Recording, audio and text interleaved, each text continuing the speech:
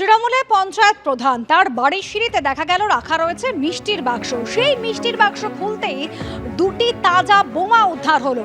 সাত সকালে এই ঘটনা ঘিরে চাঞ্চল্য ছড়িয়েছে উত্তর 24 পরগনার দেগঙ্গার 84 গ্রাম পঞ্চায়েত এলাকায়।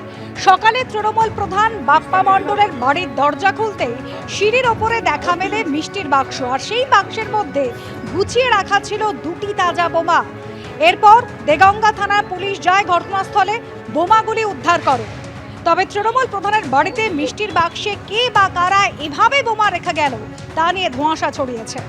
আর এই গোটা ঘটনা নিয়ে তৃণমূলের পঞ্চায়েত প্রধান তার কি বক্তব্য শোনাব। সকাল 5:30টার দিকে মা দরজা খুলে দেখে গেটের সামনে একটা পার্সেল আছে। মা সঙ্গে সঙ্গে আমাকে ডাকে। আমি দেখি পার্সেলটা, আমার একটু সন্দেহ হয়। আমি পার্সেলটাকে নিয়ে সরিয়ে রাখি সাইডে এবং আমার মেজদাকে ডাকি। ও এসে কাঁচি দিয়ে পার্সেলটার সাইডটা কাটে, গিয়ে দেখে দুটো বোম আছে এর মধ্যে। দুটো বোম রয়েছে। হ্যাঁ।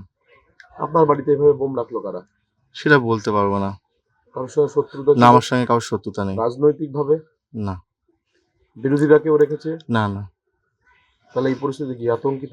আতঙ্কিত আছি, বাবা মা নিয়ে থাকি, খুব আতঙ্কে আছি।